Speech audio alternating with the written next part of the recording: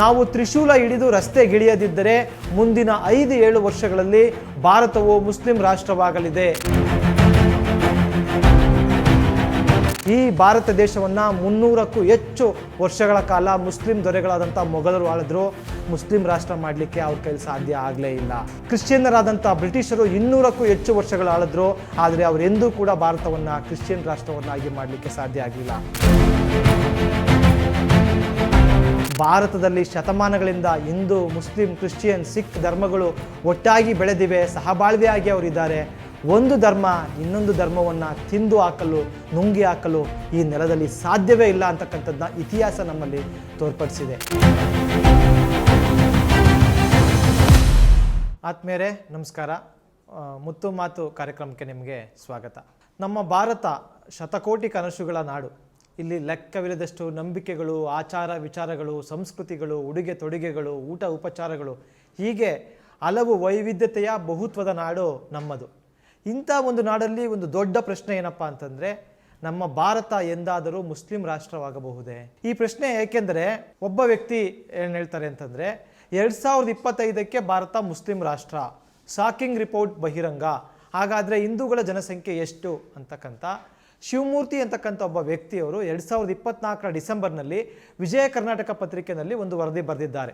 ಅದರ ಶೀರ್ಷಿಕೆ ಈ ಥರ ಕೊಟ್ಟಿದ್ದಾರೆ. ಅದರ ತಮ್ನೈನಲ್ಲಿ 2050ಕ್ಕೆ ಭಾರತಕ್ಕೆ ಮುಸ್ಲಿಂ ರಾಷ್ಟ್ರ ಎಂದು ಹಾಕಲಾಗಿದೆ. ಇನ್ನೊಂದು 2027ಕ್ಕೆ ಭಾರತ ಮುಸ್ಲಿಂ ರಾಷ್ಟ್ರವಾಗಲಿದೆ ಎಂದು ಉತ್ತರ ಪ್ರದೇಶದ ಹಿಂದೂ ಯುವ ವಾಹಿನಿ ಸಂಘಟನೆ ಆರೋಪ ಮಾಡಿದೆ.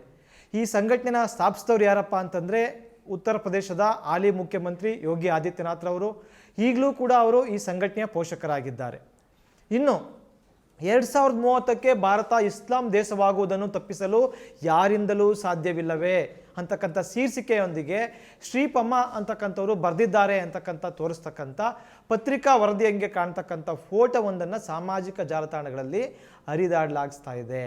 ಇನ್ನೊಂದು ನೋಡಿ, ಹಿಂದೂಗಳೇ ದುಡ್ಡು ಮಾಡುತ್ತೀರಿ, ನಿದ್ದೆ ಮಾಡುತ್ತೀರಿ ಎಂಬ ವ್ಯಂಗ್ಯದಿಂದ ಆರಂಭವಾಗ್ತಕ್ಕಂಥ ಈ ಲೇಖನದಲ್ಲಿ 2031ರ ವೇಳೆಗೆ ಹಿಂದೂಗಳ ಜನಸಂಖ್ಯೆ 60%ಗೆ ಕುಸಿದರೆ ಮುಸ್ಲಿಮರ ಜನಸಂಖ್ಯೆ 38%ಗೆ ಏರ್ತದೆ. 2041ಕ್ಕೆ ಹಿಂದೂಗಳು ಕೇವಲ 11% ಆದರೆ ಮುಸ್ಲಿಮರು 84% ಆಗ್ತಾರೆ ಅಂತ ಅದರಲ್ಲಿ ಬರೆಯಲಾಗಿದೆ.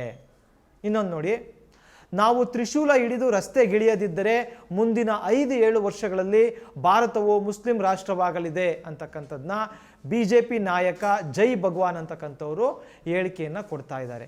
ಈ ರೀತಿ ಒಬ್ಬರಲ್ಲ ಇಬ್ಬರಲ್ಲ 100 ಜನ ಪ್ರತಿನಿತ್ಯ ಭಾರತ ಮುಸ್ಲಿಂ ರಾಷ್ಟ್ರ ಆಗ್ಬಿಡ್ತದೆ, ಎಚ್ಚರ ಅಂತಕ್ಕಂಥದ್ದನ್ನ ವಾಟ್ಸಪ್ ಫಾರ್ವರ್ಡ್ಗಳಾಗಿರ್ಬೋದು, ಮೆಸೇಜ್ಗಳಾಗಿರ್ಬೋದು, ಮಾತುಗಳನ್ನ ಆಡ್ತಕ್ಕಂಥದ್ದನ್ನ ನಾವು ನೀವು ನೋಡಿರ್ಬೋದು. ಹಾಗಾದರೆ ವಾಸ್ತವ ಏನು? ನಿಜವಾಗ್ಲೂ ಕೂಡ ಭಾರತ ಮುಸ್ಲಿಂ ರಾಷ್ಟ್ರವಾಗಲಿದೆ ಅಂತಕ್ಕಂಥದ್ದನ್ನ ಈ ವಿಡಿಯೋದಲ್ಲಿ ನಾವು ತಿಳಿಯೋಣ. ಮೊದಲಿಗೆ ನಾವು ನಮ್ಮ ಕೇಂದ್ರ ಸರ್ಕಾರವೇ ನಡೆಸ್ತಕ್ಕಂಥ ಜಾತಿ ಗಣತಿಯ ಆಧಾರದಲ್ಲಿ ನೋಡ್ತಾ ಹೋಗೋಣ. ಸ್ವಾತಂತ್ರ್ಯ ನಂತರ ಅಂದರೆ 1951ರಲ್ಲಿ ಮೊದಲ ಜನಗಣತಿ ನಡೀತು. ಆಗ ನಮ್ಮ ದೇಶದ ಒಟ್ಟು ಜನಸಂಖ್ಯೆ 36 ಕೋಟಿ. ಅದರಲ್ಲಿ ಹಿಂದೂಗಳು 30.36 ಕೋಟಿ ಅಂದರೆ 84.1% ಇದ್ದರು. ಮುಸ್ಲಿಮರು 3.54 ಕೋಟಿ ಅಂದರೆ 9.8% ಅಂತಕ್ಕಂಥದ್ದು ಇತ್ತು. ಇತ್ತೀಚಿನ ಜನಗಣತಿ ನಡೆದಿರ್ತಕ್ಕಂಥದ್ದು 2011ರಲ್ಲಿ ಮಾತ್ರ. ಆ ಪ್ರಕಾರ ಭಾರತದ ಒಟ್ಟು ಜನಸಂಖ್ಯೆ 121 ಕೋಟಿ. ಅದರಲ್ಲಿ ಹಿಂದೂಗಳು 96.6 ಕೋಟಿ ಅಂದರೆ 79.8%, ಮುಸ್ಲಿಮರು 17.2 ಕೋಟಿ ಅಂದರೆ 14.2% ಜನಸಂಖ್ಯೆ ಇದ್ದಾರೆ. ಇನ್ನು ಫ್ಯೂ ರಿಸರ್ಚ್ ಸೆಂಟರು, ವಿಶ್ವಸಂಸ್ಥೆ, ಪಾಪ್ಯುಲೇಷನ್ ಫೌಂಡೇಶನ್ ಆಫ್ ಇಂಡಿಯಾದಂತಹ ಹಲವಾರು ವಿಶ್ವಾಸಾರ್ಹ ಸಂಸ್ಥೆಗಳ ಪ್ರಕಾರ ಈ 2025ಕ್ಕೆ ಭಾರತದ ಒಟ್ಟು ಜನಸಂಖ್ಯೆ ಎಷ್ಟಿರ್ಬೋದು ಅಂತಕ್ಕಂಥ ಒಂದು ಅಂದಾಜನ್ನು ಮಾಡಲಾಗಿದೆ. ಆ ಪ್ರಕಾರ ಈಗ ಭಾರತದ ಜನಸಂಖ್ಯೆ 146 ಕೋಟಿ ಇದ್ದಾರೆ. ಇನ್ನು ಅದರಲ್ಲಿ ಹಿಂದೂಗಳ ಜನಸಂಖ್ಯೆ ಎಷ್ಟಪ್ಪ ಇರ್ಬೋದು ಅಂತಂದರೆ 116 ಕೋಟಿ ಹಿಂದೂಗಳು ಅಂದರೆ 78% ಹಿಂದೂಗಳಿದ್ದಾರೆ.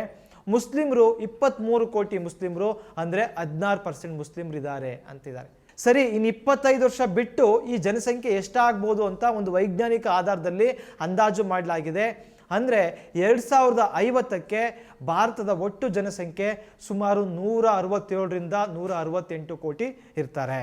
ಆಗ ಹಿಂದೂಗಳು ಎಷ್ಟಪ್ಪ ಇರ್ತಾರೆ ಅಂದರೆ 128ರಿಂದ 130 ಕೋಟಿ ಇರ್ಬೋದು. ಸುಮಾರು 77% ಹಿಂದೂಗಳ ಪಾಪ್ಯುಲೇಷನ್ ಇರ್ತದೆ. ಮುಸ್ಲಿಮರು 30ರಿಂದ 31 ಕೋಟಿ ಇರ್ಬೋದು 2050ಕ್ಕೆ. ಆಗ ಅವ್ರ ಪಾಪ್ಯುಲೇಷನ್ನು 17% ಇರ್ತದೆ ಅಂತೇಳಿ ವೈಜ್ಞಾನಿಕವಾಗಿ ಒಂದು ಅಂದಾಜನ್ನು ಮಾಡಲಾಗಿದೆ. ಅಂದರೆ ಇಲ್ಲೆಲ್ಲೂ ಕೂಡ ಮುಸ್ಲಿಮರು ಹಿಂದೂಗಳನ್ನು ಹಿಂದಿಕ್ಕೋದಿರಲಿ ಹತ್ರಕ್ಕೂ ಕೂಡ ಬರೋಕ್ಕೆ ಸಾಧ್ಯ ಆಗ್ತಾ ಇಲ್ಲ ಅಲ್ವಾ? ಆದರೂ ಹೆಂಗೆ ಭಾರತ ಮುಸ್ಲಿಂ ರಾಷ್ಟ್ರ ಆಗ್ತದೆ ಅಂತ ಹೇಳಲಿಕ್ಕೆ ಸಾಧ್ಯ? ಇನ್ನು ನಮ್ಮ ಭಾರತದ ಸಂವಿಧಾನ ಹೇಳಿದಂತೆ ಎಲ್ಲ ಜಾತಿಗಳ ಧರ್ಮಗಳ ವರ್ಣಗಳ ಒಂದು ಸೆಕ್ಯುಲರ್ ದೇಶ ನಮ್ಮದು ಹೊರತು ಇದು ಯಾವುದೋ ಒಂದು ಧರ್ಮದ ದೇಶ ಅಲ್ಲ. ಇಲ್ಲಿ ಬಹುತ್ವಕ್ಕೆ ಮಹತ್ವ ಅಂತೇಳಿ ನಮ್ಮ ಸಂವಿಧಾನ ಹೇಳ್ತದೆ. ಇನ್ನು ಈ ಜನಗಣತಿಯ ಆಧಾರದಲ್ಲಿ ನಾವು ನೋಡೋದಾದರೆ ಇನ್ನು 25 ವರ್ಷ ಕಳೆದರೂ ಕೂಡ ಎಲ್ಲ ಕಾಲಕ್ಕೂ ಹಿಂದೂಗಳೇ ಬಹುಸಂಖ್ಯಾತರಾಗಿರ್ತಕ್ಕಂಥ ದೇಶ ನಮ್ಮದಾಗಿರ್ತದೆ. ಹಾಗಿದ್ರೆ ಯಾವ ಆಧಾರದಲ್ಲಿ ನಾವು ಮುಸ್ಲಿಮರ ಜನಸಂಖ್ಯೆ ಹೆಚ್ಚಾಗ್ತದೆ, ಅವರು ಬೀಟ್ ಮಾಡಿಬಿಡ್ತಾರೆ ಹಿಂದೂಗಳನ್ನ, ಮುಸ್ಲಿಂ ದೇಶ ಆಗ್ತದೆ ಅಂತ ಹೇಳಕ್ಕೆ ಸಾಧ್ಯ ಆಗ್ತದೆ? ಮತ್ತು ಇನ್ನೂ ಸರ್ಕಾರದ ಕೆಲವು ಅಂಕಿಅಂಶಗಳಿವೆ. ಅಂದರೆ ಈ ರಾಷ್ಟ್ರೀಯ ಕುಟುಂಬ ಆರೋಗ್ಯ ಸರ್ವೆ ಅಂತ ಏನು ಕರೀತಾರೆ, NHFS 5 ಅಂತ ಒಂದು ಇತ್ತೀಚೆಗೆ 2021ರಲ್ಲಿ ಆ ಸರ್ವೆ ನಡೆದಿದೆ. ಅವುಗಳು ಕೂಡ ವೈಜ್ಞಾನಿಕವಾಗಿ ಯಾವ್ಯಾವ ಧರ್ಮದವ್ರು ಎಷ್ಟಿದ್ದಾರೆ ಮತ್ತು ಯಾವ್ಯಾವ ಧರ್ಮದಲ್ಲಿ ಎಷ್ಟು ಜನನ ದರ ಇದೆ, ಅಂದರೆ ಫರ್ಟಿಲಿಟಿ ರೇಟ್ ಅಂತ ಕರೀತಾರೆ, ಫಲವತ್ತತೆಯ ದರ ಅಂತೇಳಿ. ಅಂದರೆ ಒಬ್ಬ ಮಹಿಳೆ ತನ್ನ ಜೀವಮಾನದಲ್ಲಿ ಎಷ್ಟು ಮಕ್ಕಳನ್ನು ಏರ್ಬೋದು ಸರಾಸರಿ ಅಂತಕ್ಕಂಥದ್ದನ್ನ ಅವರು ಅಂದಾಜು ಮಾಡಿ ಆ ಒಂದು ಸರ್ವೆಯನ್ನು ಮಾಡಿದ್ದಾರೆ. ಆ ಸರ್ವೆ ಪ್ರಕಾರ ನೋಡೋದಾದರೆ 1950ರಲ್ಲಿ ನಮಗೆ ಸ್ವಾತಂತ್ರ್ಯ ಬಂದಾಗ ಭಾರತದ ಫಲವತ್ತತೆಯ ದರ 6.2 ಇತ್ತು. ಅಂದರೆ ನಮ್ಮ ದೇಶದ ಮಹಿಳೆಯರು ಸರಾಸರಿ 6 ಮಕ್ಕಳನ್ನು ಹೆರ್ತಾ ಇದ್ರು. ಈಗ ಅದು 2024ಕ್ಕೆ ಎಷ್ಟಕ್ಕಪ್ಪ ಬಂದು ನಿಂತಿದೆ ಅಂತಂದರೆ 2.0ಗೆ ಬಂದು ನಿಂತಿದೆ. ಅಂದರೆ ಸದ್ಯ ಭಾರತದಲ್ಲಿ ಮಹಿಳೆಯರು ಕೇವಲ 2 ಮಕ್ಕಳಿಗಷ್ಟೇ ಜನ್ಮ ನೀಡ್ತಾ ಇದ್ದಾರೆ. ಅದಲ್ಲದೆ ಇನ್ನೂ ಮುಂದಿನ ದಿನಗಳಲ್ಲಿ ಅದು ಮತ್ತಷ್ಟು ಕುಸಿತದೆ ಅಂತೇಳಿ NHFS ಸರ್ವೆ 5 ಹೇಳಿದೆ. ಇನ್ನು ಧರ್ಮದ ಆಧಾರದಲ್ಲಿ ನಾವು ನೋಡೋದಾದರೆ ಮುಸ್ಲಿಂ ಮಹಿಳೆಯರ ಫಲವತ್ತತೆಯ ದರ ಹಿಂದೂ ಮಹಿಳೆಯರ ಫಲವತ್ತತೆ ದರಕ್ಕಿಂತ ಹೆಚ್ಚಿನ ಮಟ್ಟದಲ್ಲಿ ಕುಸಿತ ಕಾಣ್ತಾ ಇದೆ. ಕಳೆದ 3 ದಶಕ ಅಂದರೆ 30 ವರ್ಷದ ಮುಸ್ಲಿಮರ ಜನಸಂಖ್ಯೆಯ ದರ ತೀವ್ರಗತಿಯಲ್ಲಿ ಕಡಿಮೆಯಾಗಿದೆ. ನೀವು ಇದನ್ನು ನೋಡ್ಬೋದು. NHFS 5 ಪ್ರಕಾರ ಹಿಂದೂ ಮಹಿಳೆಯರ ಫಲವತ್ತತೆಯ ದರ 1991ರಲ್ಲಿ ಅದು 3.3 ಇತ್ತು. ಈಗ 2021ರಲ್ಲಿ ಅದು 1.9ಕ್ಕೆ ಕುಸಿತ ಕಂಡಿದೆ. ಮುಸ್ಲಿಂ ಮಹಿಳೆಯರ ಫಲವತ್ತತೆಯ ದರ 1999ರಲ್ಲಿ ಅದು 4.4 ಇದ್ದಿರ್ತಕ್ಕಂಥದ್ದು. ಈಗ 2021ರಲ್ಲಿ ಅದು 2.3ಕ್ಕೆ ಕುಸಿತಿದೆ. ಅಂದರೆ 1992ರಿಂದ 2021ರವರೆಗೆ ಮುಸ್ಲಿಂ ಮಹಿಳೆಯರ ಫಲವತ್ತತೆ ದರದಲ್ಲಿ 46.5% ಕುಸಿತ ಕಂಡ್ರೆ ಹಿಂದೂಗಳಲ್ಲಿ ಅದು 41.2% ಕುಸಿತ ಕಂಡಿದೆ. ಅಂದರೆ ಅಲ್ಪ ಪ್ರಮಾಣದಲ್ಲಿ ಮುಸ್ಲಿಮರಲ್ಲೇ ಈ ಒಂದು ಫಲವತ್ತತೆಯ ದರ ಅಂದರೆ ಜನನ ದರ ಅಂತಕ್ಕಂಥದ್ದು ಕುಸಿತ ಕಾಣ್ತಾ ಇದೆ ಅಂತ ನಾವು ಇಲ್ಲಿ ಹೇಳ್ಬೋದು. ಅಂದರೆ ಇಲ್ಲಿ ನಾವು ಅರ್ಥ ಮಾಡ್ಕೊಳ್ಬೇಕಿರೋದು ಈ ದೇಶ ಮುಸ್ಲಿಂ ದೇಶ ಆಗಲಿಕ್ಕೆ ಸಾಧ್ಯ ಇಲ್ಲ. ಯಾಕೆಂದರೆ ಮುಸ್ಲಿಂ ಮಹಿಳೆಯರ ಫಲವತ್ತತೆ ದರ ಕುಸಿತಾ ಇದೆ. ಮುಸ್ಲಿಂ ಮಹಿಳೆಯರು ಈಗ ಹಿಂದೆ ಅವರು 3 ಮಕ್ಕಳು 4 ಮಕ್ಕಳು ಮಾಡ್ಕೊಳ್ತಿರ್ಬೋದು. ಬಟ್ ಈಗ ಅವರು ಎಷ್ಟಪ್ಪ ಮಕ್ಕಳು ಮಾಡ್ಕೊಳ್ತಾ ಇದ್ದಾರೆ ಅಂದರೆ 2.3 ಅಷ್ಟೇ. ಅಂದರೆ ಸರಾಸರಿ ಅವರು ಕೂಡ 2 ಅಷ್ಟೇ ಮಕ್ಕಳನ್ನು ಮಾಡ್ಕೊಳ್ತಾ ಇದ್ದಾರೆ ಅಂತೇಳಿ ಕೇಂದ್ರ ಸರ್ಕಾರವೇ ನಡೆಸ್ತಾ ಇರ್ತಕ್ಕಂಥ ಕುಟುಂಬ ಆರೋಗ್ಯ ಸರ್ವೆ ಇಲ್ಲಿ ಹೇಳ್ತಾ ಇದೆ. ಹಿಂದಿನ ಕಾಲದಲ್ಲಿ ಮುಸ್ಲಿಮರು ಹೆಚ್ಚು ಮಕ್ಕಳು ಮಾಡ್ಕೊಳ್ತಿದ್ದದ್ದು ನಿಜ. ಅದಕ್ಕೆ ಏನಪ್ಪ ಕಾರಣ ಅಂತಂದರೆ ಆ ಮಹಿಳೆಯರ ಅನಕ್ಷರತೆ ಬಡತನವೇ ಕಾರಣ ಹೊರತು ಧರ್ಮ ಅಲ್ಲವೇ ಅಲ್ಲ. ಆದರೆ ಇತ್ತೀಚಿನ ವರ್ಷಗಳಲ್ಲಿ ಮುಸ್ಲಿಂ ಮಹಿಳೆಯರಲ್ಲಿಯೂ ಕೂಡ ಶಿಕ್ಷಿತರ ಸಾಕ್ಷರತೆಯ ಸಂಖ್ಯೆ ಹೆಚ್ಚಾಗ್ತಾ ಇರೋದ್ರಿಂದ ತಿಳುವಳಿಕೆ ಬರ್ತಾ ಇರೋದ್ರಿಂದ ಅವರು ಜನಸಂಖ್ಯೆ ನಿಯಂತ್ರಣವನ್ನು ಮಾಡಲು ಸಾಧ್ಯ ಆಗ್ತಾ ಇದೆ. ನೋಡಿ, ಶಿಕ್ಷಣ ಇಲ್ಲ ಅಂತಂದರೆ ಏನು ಮಾಡ್ತಾರೆ? ಬೇಗ ಮದುವೆ ಮಾಡಿಬಿಡ್ತಾರೆ. ಬೇಗ ಮದುವೆ ಆದರೆ ಏನಾಗ್ತದೆ? ಬೇಗ ಮಕ್ಕಳಾಗ್ತವೆ. ಆಗ ಹೆಚ್ಚು ಮಕ್ಕಳು ಆಗ್ತಕ್ಕಂಥ ಸಾಧ್ಯತೆ ಇರ್ತದೆ. ಈಗ ನಮ್ಮ ದೇಶದಲ್ಲಿ ಮುಸ್ಲಿಂ ಮಹಿಳೆಯರ ಸಾಕ್ಷರತೆ ಕೇವಲ 68% ಇದೆ ಮತ್ತು ಮುಸ್ಲಿಂ ಮಹಿಳೆಯರು ಮದುವೆ ಆಗ್ತಕ್ಕಂಥ ಸರಾಸರಿ ವಯಸ್ಸು 22 ಇದೆ. ಆದರೆ ಹಿಂದೂ ಮಹಿಳೆಯರ ಸಾಕ್ಷರತೆ 72% ಇದೆ ಮತ್ತು ಹಿಂದೂ ಮಹಿಳೆಯರು ಮದುವೆ ಆಗ್ತಕ್ಕಂಥ ಸರಾಸರಿ ವಯಸ್ಸು 24 ಇದೆ. ಹಾಗಾಗಿ ಸ್ವಲ್ಪ ಪ್ರಮಾಣದಲ್ಲಿ ಮುಸ್ಲಿಂ ಮಹಿಳೆಯರ ಫಲವತ್ತತೆ ದರ ಹಿಂದೆ ಹೆಚ್ಚಿದ್ರೂ ಕೂಡ ಅದು ಈಗ ಬರ್ತಾ ಅದು ಕಡಿಮೆ ಆಗ್ತಾ ಇದೆ. ಮುಂದಿನ ದಿನಗಳಲ್ಲಿ ಅದು ಮತ್ತಷ್ಟು ಕಡಿಮೆ ಆಗ್ತದೆ. ಉದಾಹರಣೆ ನೋಡೋದಾದರೆ ಲಕ್ಷದ್ವೀಪ ನೀವು ತೆಗೆದುಕೊಳ್ಳಿ. ಲಕ್ಷದ್ವೀಪದಲ್ಲಿ ಸುಮಾರು 96%ನಷ್ಟು ಮುಸ್ಲಿಮರ ಜನ ಇದ್ದಾರೆ. ಅಲ್ಲಿ ಮುಸ್ಲಿಂ ಮಹಿಳೆಯರ ಸಾಕ್ಷರತೆ 87% ಇರುವ ಕಾರಣದಿಂದ ಅಲ್ಲಿನ ಮಹಿಳೆಯರ ಫಲವತ್ತತೆಯ ದರ ಕೇವಲ 1.4 ಇದೆ. ಅಂದರೆ ಅಲ್ಲಿನ ಮುಸ್ಲಿಂ ಮಹಿಳೆಯರು 1.5 ಮಗುಗಿಂತ ಕಡಿಮೆ ಮಗುವನ್ನು ಸರಾಸರಿ ಮಾಡ್ಕೊಳ್ತಾ ಇದ್ದಾರೆ. ಜಮ್ಮು ಕಾಶ್ಮೀರದಲ್ಲೂ ಕೂಡ ಅಲ್ಲಿನ ಸಾಕ್ಷರತೆ ಹೆಚ್ಚಿರೋದ್ರಿಂದ ಕಾರಣಕ್ಕೋಸ್ಕರ ಅಲ್ಲಿ ಹೆಚ್ಚಿನ ಸಂಖ್ಯೆಯಲ್ಲಿ ಮುಸ್ಲಿಮರಿದ್ದರೂ ಕೂಡ ಅಲ್ಲಿಯೂ ಕೂಡ ಈ ಫಲವತ್ತತೆಯ ದರ ಕೇವಲ 1.4 ಇದೆ. ಕಾಶ್ಮೀರದಲ್ಲಿಯೂ ಕೂಡ ಮುಸ್ಲಿಂ ಮಹಿಳೆಯರು 1.5 ಅಷ್ಟೇ ಮಕ್ಕಳನ್ನು ಮಾಡ್ಕೊಳ್ತಾ ಇದ್ದಾರೆ. ಆದರೆ ನಮ್ಮ ಒಟ್ಟಾರೆ ಭಾರತದ ಮಹಿಳೆಯರ ಸರಾಸರಿ ಎಷ್ಟಪ್ಪ ಇದೆ ಅಂತಂದರೆ 2.0ಗಿಂತಲೂ ಕೂಡ ಕಡಿಮೆ ಇದೆ. ಇನ್ನು ಸಾಕ್ಷರತೆ ಕಡಿಮೆ ಇರ್ತಕ್ಕಂಥ ರಾಜ್ಯಗಳಿಗೆ ನಾವು ಇದು ಹೋಲಿಕೆ ಮಾಡಿದ್ರೆ ಬಿಹಾರ, ಅಲ್ಲಿ ಹಿಂದೂಗಳೇ ಹೆಚ್ಚಿದ್ದಾರೆ. ಅಲ್ಲಿನ ಮಹಿಳೆಯರ ಸಾಕ್ಷರತೆ ಕೇವಲ 51% ಇದೆ. ಹಾಗಾಗಿ ಅಲ್ಲಿನ ಮಹಿಳೆಯರು ಫಲವತ್ತತೆ ದರ 3.0 ಇದೆ. ಅಂದರೆ ಅಲ್ಲಿನ ಮಹಿಳೆಯರು ಸರಾಸರಿ 3 ಮಕ್ಕಳನ್ನು ಮಾಡ್ಕೊಳ್ತಾ ಇದ್ದಾರೆ. ಉತ್ತರ ಪ್ರದೇಶದಲ್ಲೂ ಕೂಡ ಅಷ್ಟೇ ಹೆಚ್ಚಿನ ಸಂಖ್ಯೆಯಲ್ಲಿ ಹಿಂದೂಗಳಿದ್ದಾರೆ, ಆದರೆ ಅಲ್ಲಿ ಸಾಕ್ಷರತೆಯ ಪ್ರಮಾಣ ಕಡಿಮೆ ಇದೆ. ಹಾಗಾಗಿ ಅಲ್ಲಿಯೂ ಕೂಡ ಮಹಿಳೆಯರು ಸರಾಸರಿ 3 ಮಕ್ಕಳನ್ನು ಮಾಡ್ಕೊಳ್ತಾ ಇದ್ದಾರೆ. ನಿಮ್ಮ ಈ ದಿನ .com ನಮ್ಮ ಕರ್ನಾಟಕ ಎಂಬ ವಿಶೇಷ ಸಂಚಿಕೆಯನ್ನು ನಿಮಗಾಗಿಯೇ ಹೊರತಂದಿದೆ. ಕರ್ನಾಟಕದ 50 ವರ್ಷಗಳ ಎಲ್ಲ ವಿಷಯಗಳನ್ನು ಒಮ್ಮೆಗೆ ಓದಿ ನಿಮ್ಮ ಮಕ್ಕಳಿಗೂ ಓದಿಸಿ. ಇನ್ನೇಕೆ ತಡ, ಕರೆ ಮಾಡಿ ಅತ್ಯುತ್ತಮ ಪುಸ್ತಕವನ್ನು ನಿಮ್ಮದಾಗಿಸಿಕೊಳ್ಳಿ. ಇನ್ನು ಕೇರಳಕ್ಕೆ ಬರೋದಾದರೆ ನಾವು ಅಲ್ಲಿ ಹಿಂದೂ ಮತ್ತು ಮುಸ್ಲಿಂ ಇಬ್ಬರು ಮಹಿಳೆಯರ ಈ ಫಲವತ್ತತೆ ದರ ಕೂಡ ಕಡಿಮೆ ಇದೆ. ಅಂದರೆ 1.5 ಮತ್ತು 1.7 ಇದೆ. ಯಾಕೆ ಅಂತಂದರೆ ಕೇರಳದಲ್ಲಿ ಶಿಕ್ಷಣ ಮತ್ತು ಆರೋಗ್ಯ ಸೇವೆ ಎಲ್ಲರಿಗೂ ಸಿಗ್ತದೆ, ಭಾಳ ಉತ್ತಮ ಗುಣಮಟ್ಟದಲ್ಲಿದೆ. ಅಲ್ಲಿನ ಮಹಿಳೆಯರು ಚೆನ್ನಾಗಿ ಓದಿದ್ದಾರೆ. ಹಾಗಾಗಿ ಅಲ್ಲಿನ ಮಹಿಳೆಯರು ಹೆಚ್ಚು ಮಕ್ಕಳನ್ನು ಮಾಡ್ಕೊಳ್ತಾ ಇಲ್ಲ. ಇದೆಲ್ಲದರಿಂದ ನಾವು ಒಂದನ್ನು ಸ್ಪಷ್ಟವಾಗಿ ಹೇಳಬೇಕು, ಅದೇನಪ್ಪ ಅಂದರೆ ಎಲ್ಲಿ ಶಿಕ್ಷಣ ಇದೆ, ಎಲ್ಲಿ ಅಭಿವೃದ್ಧಿ ಆಗಿದೆ, ಅಲ್ಲಿ ಕಡಿಮೆ ಮಕ್ಕಳನ್ನು ಮಾಡ್ಕೊಳ್ತಾರೆ. ಅವರು ಹಿಂದೂಗಳಿರಲಿ ಅಥವಾ ಮುಸ್ಲಿಂ ಇರಲಿ. ಎಲ್ಲಿ ಬಡತನ ಇದೆ, ಎಲ್ಲಿ ಅನಕ್ಷರತೆ ಇದೆ, ಅಲ್ಲಿನ ಮಹಿಳೆಯರು ಹೆಚ್ಚು ಮಕ್ಕಳನ್ನು ಮಾಡ್ಕೊಳ್ತಾರೆ. ಅವರು ಹಿಂದೂಗಳಾದರೂ ಸರಿಯೇ, ಮುಸ್ಲಿಮರಾದರೂ ಸರಿಯೇ. ಹಾಗಾಗಿ ಈ ಜನಸಂಖ್ಯೆ ಹೆಚ್ಚಳಕ್ಕೂ ಧರ್ಮಕ್ಕೂ ಯಾವುದೇ ರೀತಿಯಲ್ಲಿ ಸಂಬಂಧ ಇಲ್ಲವೇ ಇಲ್ಲ. ಬದಲಿಗೆ ಸಂಬಂಧ ಇರೋದೇನಪ್ಪ ಅಂತಂದರೆ ಶಿಕ್ಷಣ ಕಡಿಮೆ ಇರ್ತಕ್ಕಂಥದ್ದು, ಬಡತನ ಇದ್ದರೆ ಅಲ್ಲಿ ಮಕ್ಕಳು ಜಾಸ್ತಿ ಆಗ್ತಾರೆ.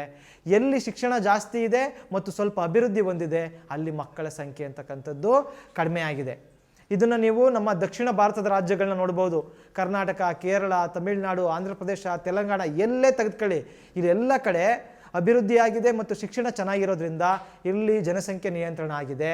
ಆದರೆ ಹಿಂದಿ ಮಾತನಾಡ್ತಕ್ಕಂಥ ಉತ್ತರ ಪ್ರದೇಶ, ಬಿಹಾರ, ಮಧ್ಯಪ್ರದೇಶ, ರಾಜಸ್ಥಾನಗಳಲ್ಲಿ ಅಲ್ಲಿ ಬಡತನ ಇದೆ, ಅಲ್ಲಿ ಅನಕ್ಷರತೆ ಇದೆ. ಹಾಗಾಗಿ ಅಲ್ಲಿ ಹೆಚ್ಚು ಮಕ್ಕಳನ್ನು ಮಾಡ್ಕೊಳ್ತಾ ಇದ್ದಾರೆ. ನಾವು ಫೈನಲಿ ಏನಬೇಕದೇನಪ್ಪ ಅಂತಂದರೆ ಮುಸ್ಲಿಂ ಸಮುದಾಯಗಳು ಇತ್ತೀಚೆಗೆ ಶಿಕ್ಷಣಕ್ಕೆ ತೆರೆದುಕೊಂಡಾಗಿದ್ದರಿಂದ ಅವರ ಫಲವತ್ತತೆ ದರ ಕುಸಿದಿದೆ. ಅವರ ಜನಸಂಖ್ಯೆ ಬೆಳವಣಿಗೆ ದಿನೇ ದಿನೇ ಕುಸಿತಾ ಇದೆ. ಇದೇ ರೀತಿ ಮುಂದುವರೆದ್ರೆ ಭಾರತ ಎಂದೂ ಕೂಡ ಮುಸ್ಲಿಂ ರಾಷ್ಟ್ರ ಆಗಲಿಕ್ಕೆ ಸಾಧ್ಯ ಆಗದೇ ಇಲ್ಲ. ಮತ್ತು ಮತ್ತೊಂದು ವಿಚಾರ ನಾವು ಗಮನಿಸಬೇಕು, ಭಾರತದ ಫಲವತ್ತತೆಯ ದರ 2.0 ಇದೆ.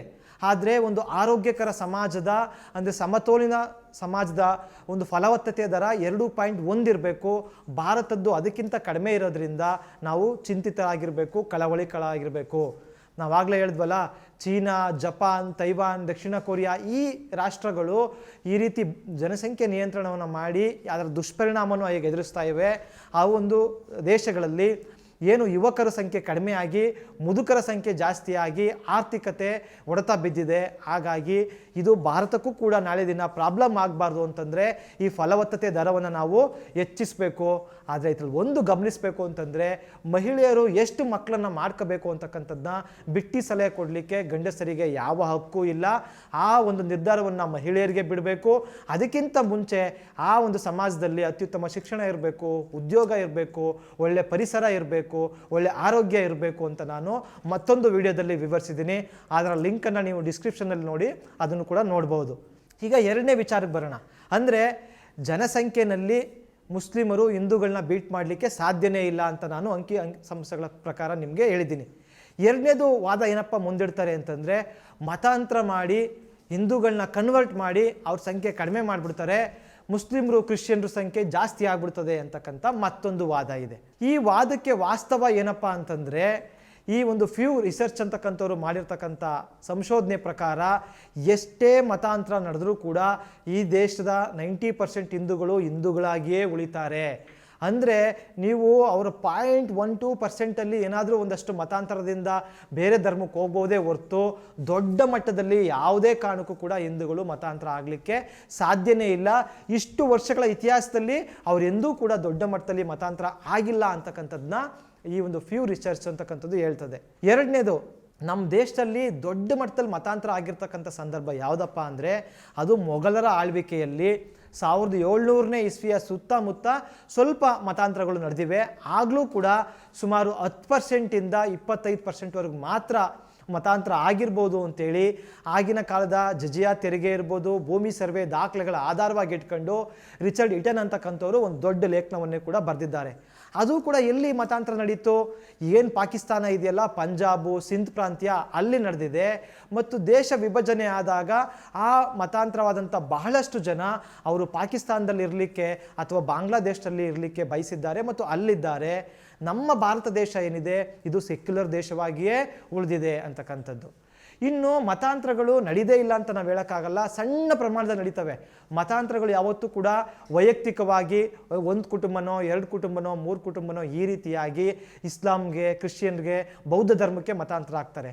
ಯಾಕೆ ಮತಾಂತರ ಆಗ್ತಾರೆ ಅಂತಕ್ಕಂಥದ್ದು ಕೂಡ ನಾವು ಕೇಳ್ಕೊಳ್ಬೇಕು. ಈ ಹಿಂದೂ ಧರ್ಮದಲ್ಲಿರ್ತಕ್ಕಂಥ ಅನಿಷ್ಟ ಜಾತಿ ಪದ್ಧತಿ, ಅಸ್ಪೃಶ್ಯತೆ, ಮೇಲು ಕೀಳು, ತಾರತಮ್ಯ, ಇದರಿಂದ ಅವರು ಬಹಳ ನೊಂದು ಬೆಂದು ಈ ಧರ್ಮ ಬೇಡಪ್ಪ, ನಮಗೆ ಆತ್ಮಗೌರವ ಕೊಡ್ತಕ್ಕಂಥ ಧರ್ಮಗಳು ಬೇಕು ಅಂತೇಳಿ ಬೌದ್ಧ ಧರ್ಮ ಸೇರಿದಂತೆ ಬಹಳಷ್ಟು ಧರ್ಮಗಳಿಗೆ ಸೇರಿದ್ದಾರೆ. ಡಾಕ್ಟರ್ BR ಅಂಬೇಡ್ಕರ್ ಅವರೇ ಅದಕ್ಕೋಸ್ಕರ ಕರೆ ಕೊಟ್ಟಿದ್ದಾರೆ. ಇನ್ನು ಎರಡನೇದಾಗಿ ಒಂದು ಸಣ್ಣ ಪ್ರಮಾಣದಲ್ಲಿ ಕೆಲವು ಕ್ರಿಶ್ಚಿಯನ್ ಮಿಷನರಿಗಳು ಒಳ್ಳೆಯ ಶಿಕ್ಷಣ ಕೊಡ್ತಾರೆ, ಒಳ್ಳೆಯ ಆರೋಗ್ಯ ಕೊಡ್ತಾರೆ ಮತ್ತು ಒಂದಷ್ಟು ಆರ್ಥಿಕವಾಗಿ ಸಹಾಯ ಮಾಡ್ತಾರೆ ಅಂತೇಳಿ ಎಲ್ಲೋ ಅಲ್ಲಲ್ಲಿ ಸಣ್ಣ ಪುಟ್ಟದ ರೀತಿಯಲ್ಲಿ ಮತಾಂತರ ಆಗ್ತವೆ ಹೊರತು ಒಂದು ಪ್ರವಾಹದ ರೀತಿಯಲ್ಲಿ ಮತಾಂತರ ಈ ದೇಶದಲ್ಲಿ ಆಗಲಿಕ್ಕೆ ಸಾಧ್ಯನೇ ಇಲ್ಲ. ಬದಲಾಗಿ ಸಣ್ಣ ಅಲ್ಲೊಂದು ಇಲ್ಲೊಂದು ಹನಿಗಳ ರೀತಿಯಲ್ಲಿ ಮಾತ್ರ ಮತಾಂತರ ಆಗ್ತಾರೆ. ಇನ್ನೊಂದು ವಿಚಾರ ಏನಪ್ಪ ಅಂತಂದರೆ, ಬೇರೆ ಧರ್ಮದಿಂದನೂ ಕೂಡ ಹಿಂದೂ ಧರ್ಮಕ್ಕೆ ಕೆಲವರು ಮತಾಂತರ ಆಗ್ತಾ ಇದ್ದಾರೆ. ಅದನ್ನು ಕೂಡ ನಾವು ಗಮನಿಸಬೇಕು. ಕೇರಳದಲ್ಲಿ ಇತ್ತೀಚೆಗೆ ಹಿಂದೂ ಧರ್ಮಕ್ಕೆ ಅತಿ ಹೆಚ್ಚಿನ ಜನರು ಮತಾಂತರ ಆಗಿದ್ದಾರೆ ಅಂತೇಳಿ ವರದಿಗಳು ಹೇಳ್ತವೆ. ಇನ್ನು ಮೂರನೇದಾಗಿ, ಭಾರತದ 13 ರಾಜ್ಯಗಳಲ್ಲಿ ಮತಾಂತರ ನಿಷೇಧ ಕಾನೂನುಗಳನ್ನು ಜಾರಿಗೆ ತರಲಾಗಿದೆ. ಹಾಗಾಗಿ ದೊಡ್ಡ ಮಟ್ಟದಲ್ಲಿ ಮತಾಂತರ ಆಗ್ತಕ್ಕಂಥದ್ದು ಸಾಧ್ಯ ಆಗ್ತಾ ಇಲ್ಲ. ನಮ್ಮ ಭಾರತ ದೇಶ ಏನಿದೆಯಲ್ಲ ಇದು ವೈವಿಧ್ಯತೆಯ ನಾಡಾಗಿದೆ. ಭಾರತದ DNA ವೈವಿಧ್ಯತೆಯೇ ಹೊರತು ಯಾರೋ ಒಬ್ಬರ ಪ್ರಾಬಲ್ಯ ಅಥವಾ ಒಬ್ಬರು ಇನ್ನೊಬ್ಬರನ್ನ ತುಳಿತಕ್ಕಂಥದ್ದು ಅಲ್ಲ ಅಂತಕ್ಕಂಥದ್ದನ್ನ ನಾವು ಅರ್ಥ ಮಾಡ್ಕೊಳ್ಬೇಕು. ಇನ್ನೂ ಒಂದು ಆರೋಪ ಇದೆ, ಅದು ಲವ್ ಜಿಹಾದ್. ಅಂದರೆ ಮುಸ್ಲಿಂ ಗಂಡು ಮಕ್ಕಳು ಇತರ ಧರ್ಮದ ಹೆಣ್ಣು ಮಕ್ಕಳನ್ನು ಮದುವೆಯಾಗಿ ಅವ್ರ ಧರ್ಮಕ್ಕೆ ಬಲವಂತವಾಗಿ ಒತ್ತಾಯಪೂರ್ವಕವಾಗಿ ಮತಾಂತರ ಮಾಡಿಬಿಡ್ತಾರೆ ಅಂತಕ್ಕಂಥ ಒಂದು ಆರೋಪ ಇದೆ. ಆದರೆ ಈ ಆರೋಪಕ್ಕೆ ಇದುವರೆಗೆ BJP ಮತ್ತು RSSನ ಯಾವೊಬ್ಬರೂ ಕೂಡ ಒಂದೇ ಒಂದು ಸಾಕ್ಷ್ಯವನ್ನು ಕೂಡ ಕೊಡಲಿಕ್ಕೆ ಸಾಧ್ಯ ಆಗಿಲ್ಲ. ನಮ್ಮ ಭಾರತದ ಭಯೋತ್ಪಾದನಾ ವಿರೋಧಿ ತನಿಖಾ ಸಂಸ್ಥೆಯಾದಂಥ NIA ಇವರು ಕೇರಳದಲ್ಲಿ 11 ಅಂತರ್ಧಾರ್ಮಿಕ ವಿವಾಹವಾದಂಥ ಜೋಡಿಗಳನ್ನ ತನಿಖೆ ಮಾಡಿದ್ದಾರೆ. 2018ರಲ್ಲಿ ಒಂದು ರಿಪೋರ್ಟ್ ಕೂಡ ಕೊಟ್ಟಿದ್ದಾರೆ. ಅಂದರೆ ಲವ್ ಜಿಹಾದ್ ಅಂತಕ್ಕಂಥದ್ದು ಯಾವುದೂ ಕೂಡ ನಡೆದಿಲ್ಲ, ಅದಕ್ಕೆ ಯಾವುದೇ ಪುರಾವೆ ಸಿಕ್ಕಿಲ್ಲ ಅಂತೇಳಿ ಅವರು ಹೇಳಿದ್ದಾರೆ. ಮತ್ತು ಬಲವಂತವಾಗಿ ಯಾರನ್ನೂ ಕೂಡ ಮತಾಂತರ ಮಾಡಿಸಲಾಗಿಲ್ಲ ಅಂತೇಳಿ ಅವರು ಸ್ಪಷ್ಟಪಡಿಸಿದ್ದಾರೆ. ಇಂದಿನ ಕೇಂದ್ರ ಸಚಿವರಾಗಿದ್ದಂಥ ಕಿಶನ್ ರೆಡ್ಡಿ ಅಂತಕ್ಕಂಥವರು ಇದನ್ನು ಪಾರ್ಲಿಮೆಂಟಲ್ಲಿ ಕೂಡ ಅದನ್ನು ನಾವಿಲ್ಲಿ ಹೇಳಿದ್ದಾರೆ. ಮತ್ತು ಕರ್ನಾಟಕದಲ್ಲಿ ಬೇರೆ ಬೇರೆ ರಾಜ್ಯಗಳು ಕೂಡ ಈ ಕುರಿತು ಚರ್ಚೆಗಳು, ಸಂವಾದಗಳು, ಸಂಶೋಧನೆಗಳು ನಡೆದಿವೆ. ಅಂದರೆ ಲವ್ ಜಿಹಾದ್ ಅಂತಕ್ಕಂಥದ್ದು ಒಂದು ಕಟ್ಟುಕತೆ, ಒಂದು ಕಪೋಲ ಕಲ್ಪಿತ ಇದು ಹೊರತು ಅದು ವಾಸ್ತವ ಅಲ್ಲ ಅಂತಕ್ಕಂಥದ್ದನ್ನ ಎಲ್ಲ ದಾಖಲೆಗಳು ಹೇಳ್ತಾ ಇದ್ದಾರೆ. ಈ ಸುಳ್ಳುಗಳನ್ನು ಅಂದರೆ ಭಾರತ ಮುಸ್ಲಿಂ ರಾಷ್ಟ್ರ ಆಗ್ಬಿಡ್ತದೆ, ಮತಾಂತರ ಆಗ್ತಾ ಇದೆ, ಲವ್ ಜಿಹಾದ್ ನಡೀತಾ ಇದೆ ಅಂತಕ್ಕಂಥದ್ದನ್ನ ಹೆಚ್ಚು ಹಬ್ಬಿಸ್ತಾ ಇರ್ತಕ್ಕಂಥವ್ರು ಯಾರಪ್ಪ ಅಂತಂದರೆ ಅವರು ಬಲಪಂಥೀಯರು, ಹಿಂದುತ್ವವಾದಿಗಳು, RSS ಮತ್ತು BJP ಅವರು ಹಬ್ಬಿಸ್ತಾ ಇದ್ದಾರೆ. ಅವರಿಗೆ ಕೇಳಬೇಕಿರೋ ಒಂದೇ ಪ್ರಶ್ನೆ ಏನಪ್ಪ ಅಂತಂದರೆ, ಈ ಭಾರತ ದೇಶವನ್ನು 300ಕ್ಕೂ ಹೆಚ್ಚು ವರ್ಷಗಳ ಕಾಲ ಮುಸ್ಲಿಂ ದೊರೆಗಳಾದಂಥ ಮೊಘಲರು ಆಳಿದ್ರು. ಆದರೆ ಅವರು ಇಲ್ಲಿನ ಎಲ್ಲ ಹಿಂದೂಗಳನ್ನ ಕನ್ವರ್ಟ್ ಮಾಡಿಯೋ ಮತ್ತೊಂದೋ ಮಾಡಿಯೋ ಮುಸ್ಲಿಂ ರಾಷ್ಟ್ರ ಮಾಡಲಿಕ್ಕೆ ಅವ್ರ ಕೈಲಿ ಸಾಧ್ಯ ಆಗಲೇ ಇಲ್ಲ. ಈ ದೇಶವನ್ನು ಆನಂತರ ಕ್ರಿಶ್ಚಿಯನ್ನರಾದಂಥ ಬ್ರಿಟಿಷರು 200ಕ್ಕೂ ಹೆಚ್ಚು ವರ್ಷಗಳು ಆಳಿದ್ರು. ಆದರೆ ಅವರೆಂದೂ ಕೂಡ ಭಾರತವನ್ನು ಕ್ರಿಶ್ಚಿಯನ್ ರಾಷ್ಟ್ರವನ್ನಾಗಿ ಮಾಡಲಿಕ್ಕೆ ಸಾಧ್ಯ ಆಗಲಿಲ್ಲ. ಈಗ ನಮ್ಮ ದೇಶವನ್ನು ಯಾರು ಆಳ್ತಾ ಇದ್ದಾರೆ? ಹಿಂದೂ ಹೃದಯ ಸಾಮ್ರಾಟ ಅಂತಕ್ಕಂಥ ಕರೆಸ್ಕೊಳ್ತಕ್ಕಂಥ ಮೋದಿ ಅವರು 11 ವರ್ಷದಿಂದ ಭಾರತವನ್ನು ಆಳ್ತಾ ಇದ್ದಾರೆ. ಅದೇಗೆ ಈಗ ಭಾರತ ಮುಸ್ಲಿಂ ರಾಷ್ಟ್ರ ಆಗಲಿಕ್ಕೆ ಸಾಧ್ಯ ಆಗ್ಬಿಡ್ತದೆ? ಈ ರೀತಿಯ ಕಾಮನ್ ಸೆನ್ಸನ್ನು ಬಳಸಿ ನೀವು ಪ್ರಶ್ನೆ ಕೇಳಿದ್ರೆ ಸಾಕು, ಈ BJP RSSನವರು ಇದಕ್ಕೆ ಉತ್ತರವನ್ನು ಕೊಡೋದಿಲ್ಲ.